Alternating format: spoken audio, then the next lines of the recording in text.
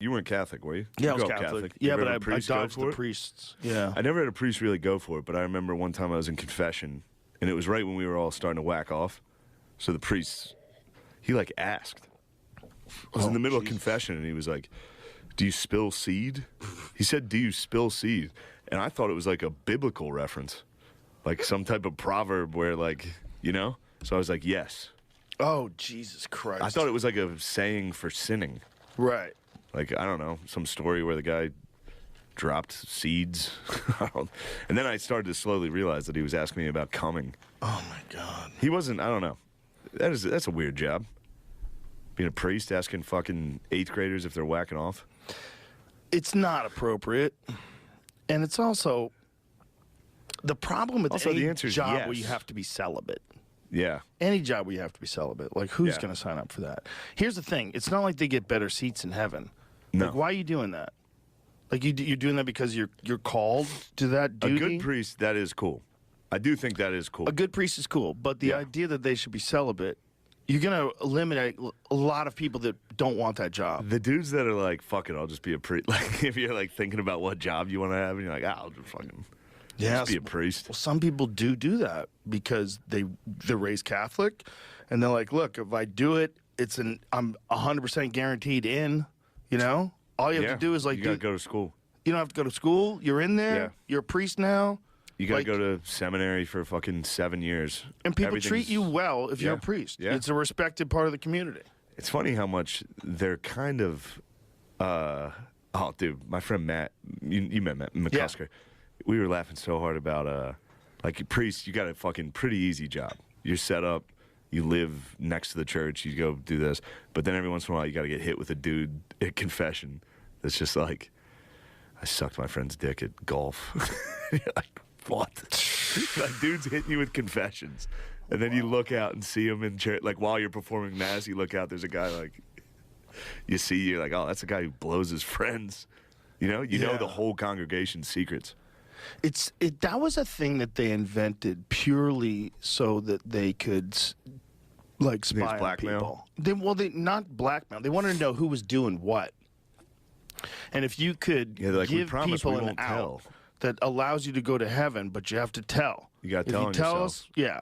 But then I'll tell you, you're going to do a bunch of Hail Marys, and it's going to be good. You're still going to go to heaven. Like a completely human-created loophole just to acquire data. That's what it is. Yeah, it was pre-Google. Yeah, they were just acquiring data on the people. It's fucked up. I just had a revelation. I think I tell on myself. Do you? Yeah, I was raised Catholic my whole life. I constantly tell. When I was a kid, I would tell on myself. Yeah, it's probably. I still tell on myself. It's built into the system. I felt like when I was a young kid, I remember I went to Catholic school for 1 year, and I had this nun that was teaching the class. I didn't have a priest. We had a nun. And her name was Sister Mary Josephine. And she was so mean. It was always two. Yeah, we had Sister Michael Ann. They all had wild names. She was so mean, dude. She was so mean. She would tell you that she's going to make you sit on a nail in the closet, and you better bring your pajamas because you're staying here tonight. And kids would cry. Yeah, We'd be so scared. Because I went from being with my mom, who's like this sweet lady. This is the lady that I'm used to. Yeah. My mom's nice to me. She loves me. Nasty so lady. all of a sudden, this crazy bitch that doesn't even get to fuck.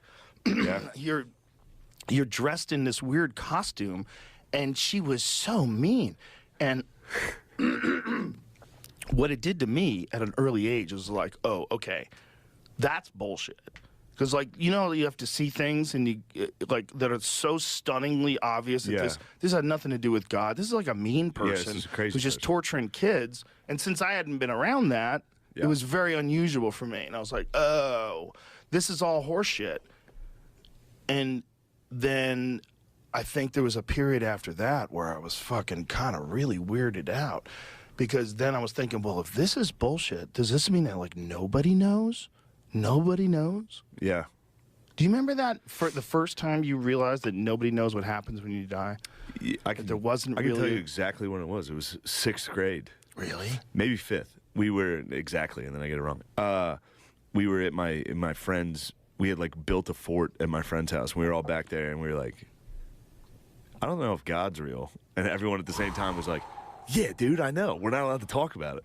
Yeah. Wow, Yeah. that's the thing, right? Yeah. Especially if you have a religious family, you're not allowed to talk about it. People get very upset if you even just want to breach the subject.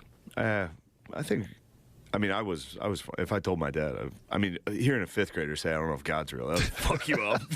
My dad's just drinking, watching sports. Like, yeah, Kids dude. do worry about that, man.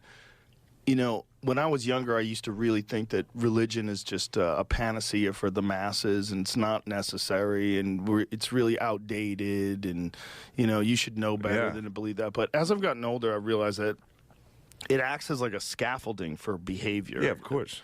And it also gives people a sense of being, of like being a part of something that means something to them. That to say that's not valuable is crazy. That's what's cool if you talk to like a good priest. Yeah. Like if you talk to a good one, they'll tell you that. They'll go, yeah, no one knows. But it's good. And a good philosopher will say the same thing. That's why I always question people that say that they know what's going to happen when they die. There'll be just blankness. People love to say that. It's a very common thing, right? Yeah. People love to say that when it's over, you just die and that you go black. But we don't know that. We don't know that. This whole thing is weird enough that I think we should entertain every possibility.